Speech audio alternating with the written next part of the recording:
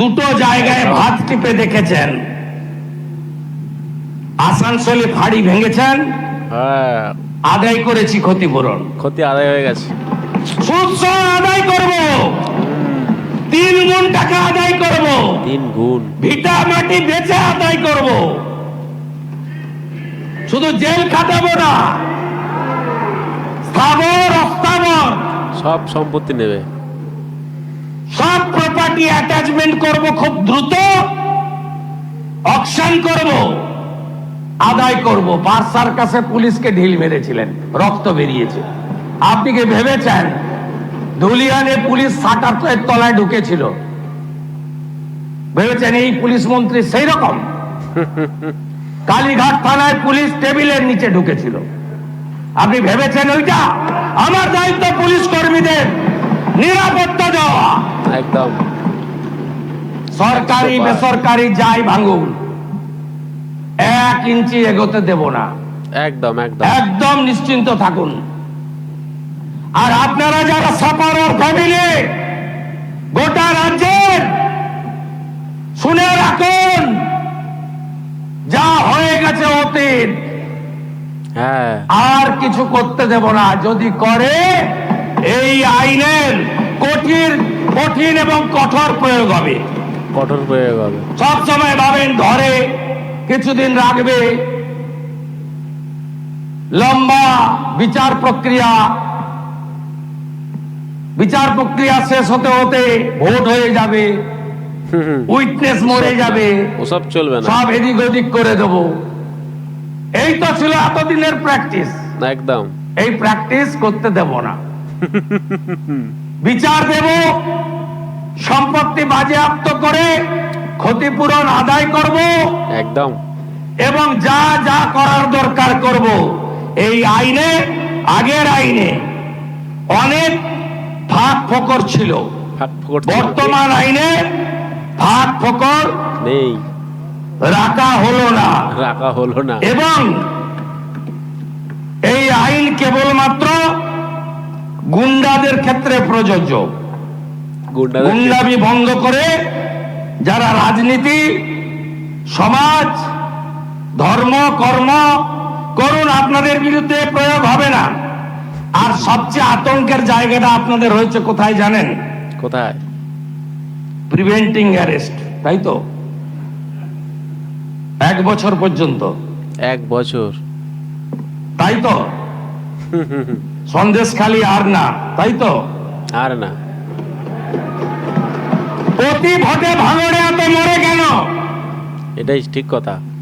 এবারে প্রথম ভোট, ভাঙড়ে একটাও মৃত্যু নেই। ওখানে তো বিজেপি স্টেক নেই, আমাদের তো 70,000 ভোট আছে। বাকি তো আপনাদের A team, B team, B team, C team, in between. তা আমরা তো ভাঙড়টাকে ছেড়ে দিতে পারতাম। ভাঙড়টা ছেড়ে দিতে পারতাম। ছেড়ে দিলে যিনি জেলে ছিলেন তিনি এখানে আসতেন, আর এই বিলের যিনি বিরোধিতা করেছেন একটু আগে, তিনি এখানে আসতে পারতেন না।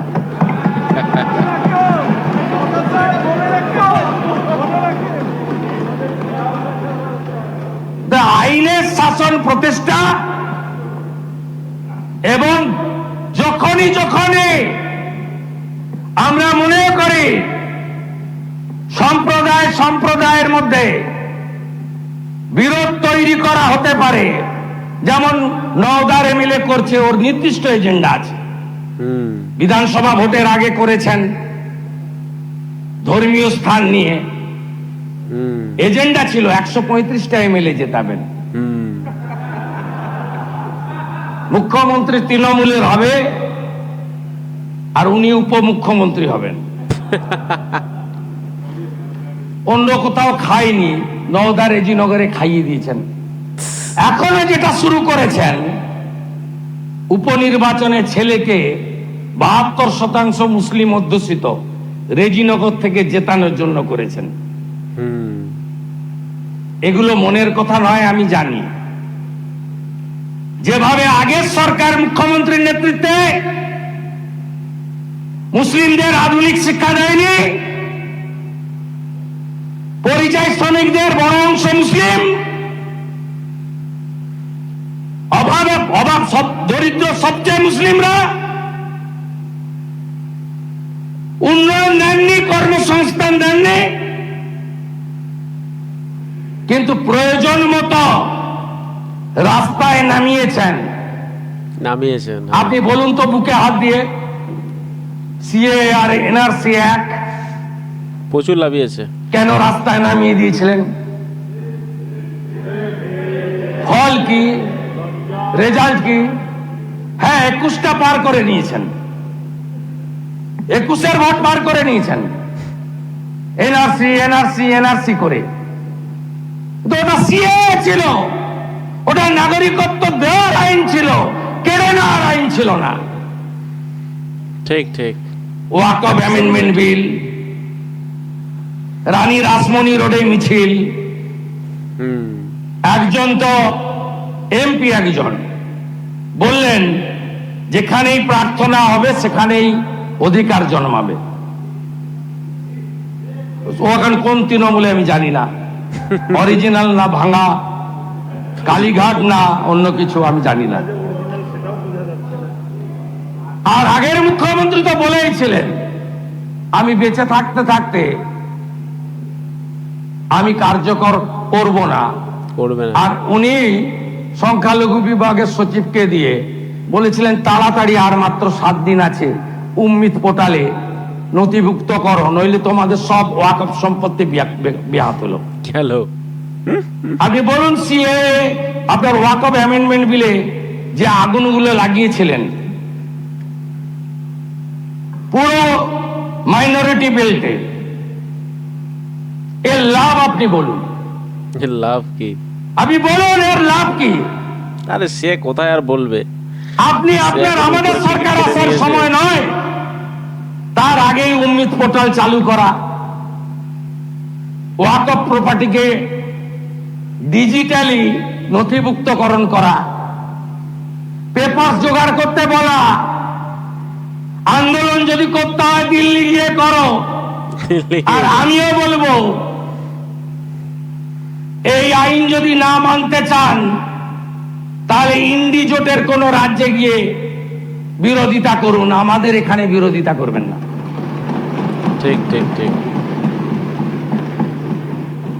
ভুল পথে চালিত করে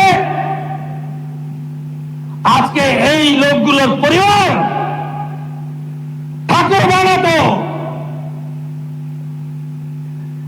প্রথম গেলেন হরগোবিন্দ দাসের ফ্যামিলিতে কমরেড মোহাম্মদ সেলিম, তার সঙ্গে মীনাক্ষী বোন গেলেন, বললেন, শুনলেন, বলে আমাদেরই তো পরিবার, দাঙ্গা ঠেকানোর জন্য প্রাণ দিয়েছে।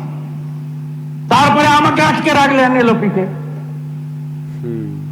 পুলিশের হাত দিয়ে 10 লাখ টাকার চেক পাঠালেন। এই পরিবারগুলো দিন মজুরি না করলে খেতে পায় না, প্রধানমন্ত্রী অন্ন সুরক্ষার চায় আর গম না হলে এদের চলে না।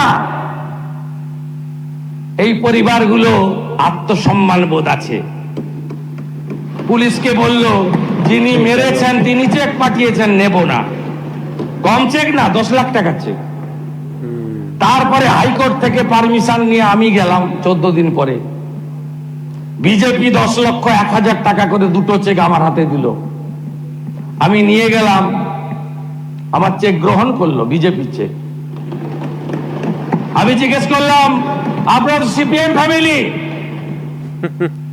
কমরেড মোহাম্মদ সেলিম বলছেন, প্রাক্তন সাংসদ, যে দাঙ্গা আটকাতে গেছিল তাই মারা গেছে। আপনার বাড়ির লোকরা কোথায় ছিল? বলে বাড়িতে ঢুকে পশু কাটার তরবারি দিয়ে কুপিয়ে কুপিয়ে মেরেছে। কি অবস্থা! আরে ভোটটাকে দেন, ওই যে কাস্তে হাতুড়ি তারায়, তাহলে মানলো কেন? বললো আমরা হিন্দু তাই মেরে দিয়েছি। কি অবস্থা! এই লোকগুলো 6 মাস 8 মাস জেলে থাকবে, বেরিয়ে আসবে, আবার বুক ফুলিয়ে ঘুরবে, আবার পঞ্চায়েতে লড়বে, আবার ভোট লুট করবে। এই জিনিস বন্ধ করার জন্যই এই আইন। জিনিস বন্ধ হবে। এটা মাটি ছাড়া করবো। ফাঁসি দিতে হবে।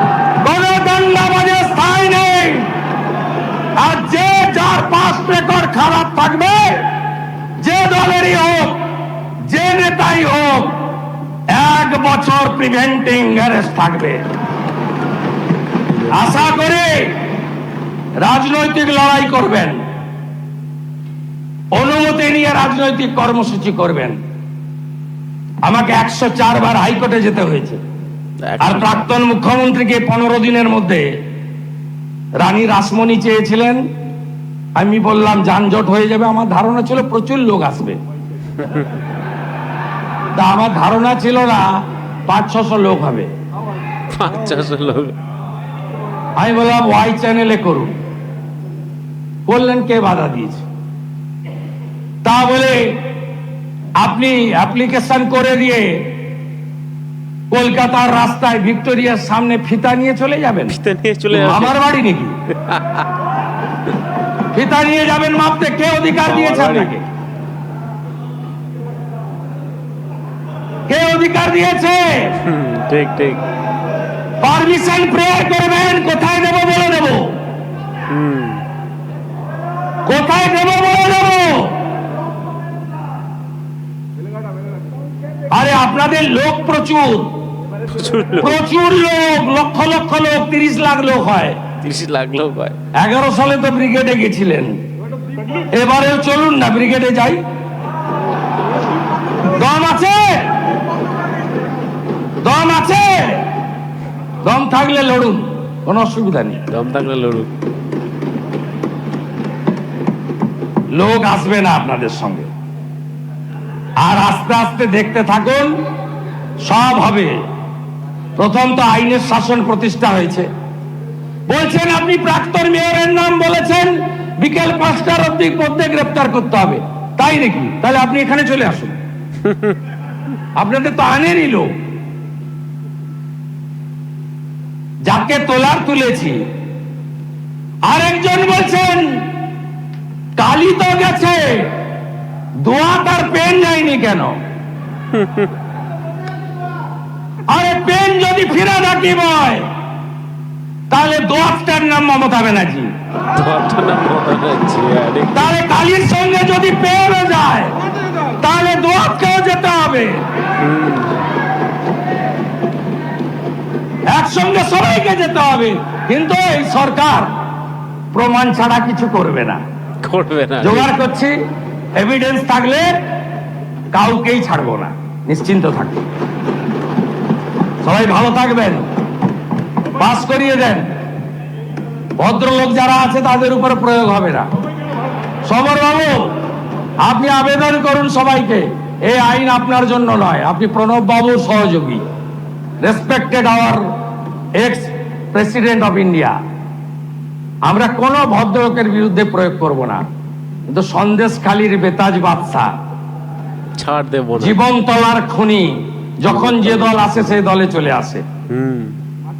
এনআইএ তোলার আগে আমাকে 4 বার মেসেজ করেছে, 4 বার মেসেজ। ক্ষমা কি করবেন না? ক্ষমা কি করবে? আর আমি ক্ষমা করার কেউ নই। শওকত মোল্লা। পুষ্পা বলেছিল ঝুঁকে গানে, পুষ্পা ঝুঁকে গেছে। সে তো ঝুঁকে গেছে। অতএব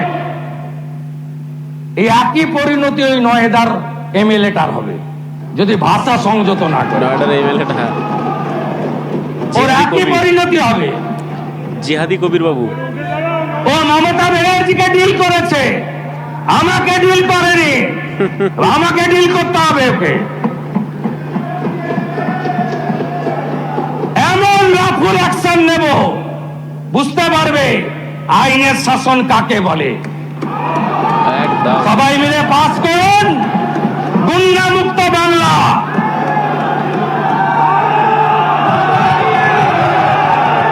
গুন্ডা মুক্ত বাংলা।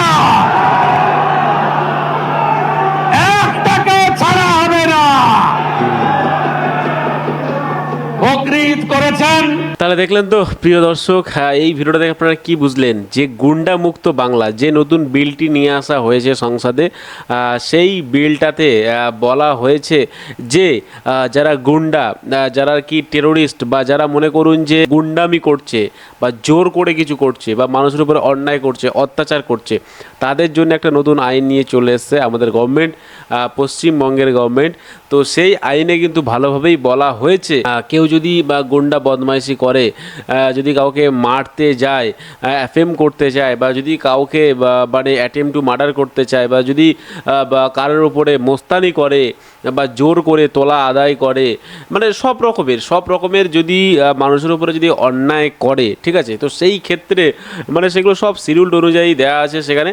তো সেইগুলো যদি করে কেউ, তো সেই ক্ষেত্রে তাকে এই আইনের আওতায় আনা হবে এবং তার এগেনস্টে কঠোর থেকে কঠোরতর ব্যবস্থা নেওয়া হবে, ঠিক আছে। তো আমাদের বা এই নতুন আইন পশ্চিমবঙ্গে আসার বা সঙ্গে সঙ্গে কিন্তু ভাই মানুষ পুরো উচ্ছ্বাসিত, এবং মানুষ চেয়েছিল যে এরকম একটা আইন আসুক যেখানে কিন্তু যে পার্টি হোক, যে পার্টি বা পলিটিক্যাল লিডারই হোক বা যে যাই হোক, যেন সে শান্তিতে যেন মানুষকে থাকতে দেয়, মানুষের উপরে অন্যায় অত্যাচার, জুলুম, চিটিংবাজি, মার দাঙ্গা, মানে এইগুলো যেন না হয়। মানে এই যে বা শাহজাহান শেখ, ঠিক আছে, যেমন সন্দেশখালীর বেতাজ বাদশা, মানে এরকম ধরনের বাদশা বা এরকম ধরনের ডন যেন না থাকে, মানে সারা মানে এলাকায় বা সারা পশ্চিমবঙ্গে যে কারোর নাম শুনে কেউ ভয় পাবে এরকম ধরনের বাদশা বা এরকম ধরনের ডন বা চিটিংবাজি বা জিহাদি বাহিনী যেন না থাকে, ঠিক আছে। সেই জন্যেই তারপরে বলুন আপনি ফলতার বা মানে পুষ্পা, ধরুন যে মাচ্চোর শওকাত মোল্লা, যেমন জীবনতলার বাদশা, ঠিক আছে, এরকম অনেক মাল, আমরা তো 3-4টে বললাম, এরকম অনেক মাল আছে যে মালগুলো কিন্তু একটা সময় টিএমসি ছত্রছায়া থেকে তারা কিন্তু বিশাল গুন্ডাগিরি মস্তানি সব রকমের করেছে।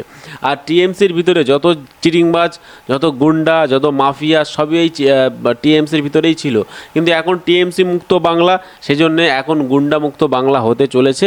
এবং এই আইনের সাথে সাথে আমি মনে করি যত গুন্ডা বা ছোটোখাটো যত মাফিয়া বা যত গ্যাংস্টার আছে, আমি মনে করি এরা আস্তে আস্তে সব পালিয়ে যাবে, এরা আর চিটিংবাজি বা এই মাফিয়াগিরি বা গুন্ডামগিরি কিন্তু আর করতে পারবেন না, ঠিক আছে। আর এটা করতে না পারাই ভালো, সবথেকে বা ভালো হলো যে এই আইনটা আনা হলো, আমাদের পশ্চিমবঙ্গের মানুষ যে এত ভালো থাকতে পারবে এই আইনের জন্যে, এবং যারা আসল অন্যায় বা যারা আসল দোষী তারাই কিন্তু ভাই শাস্তি পাবে এই আইনের আওতায়। তো এই বলার ছিল আজকে ভিডিওটা। তো আজকে ভিডিও এই পর্যন্ত। ভিডিওটি ভালো লাগলে অবশ্যই লাইক করবে, চ্যানেল সাবস্ক্রাইব করবে। দেখা হবে একটা পরবর্তী ভিডিওতে। ভালো থাকবেন সবাই, সুস্থ থাকবেন সবাই, আর অবশ্যই পাশে থাকবেন, আর বাংলা থাকলে বাংলাকে ভালোবাসবেন, আর মন থেকে বলে যাবেন ভারত মাতা কি জয়।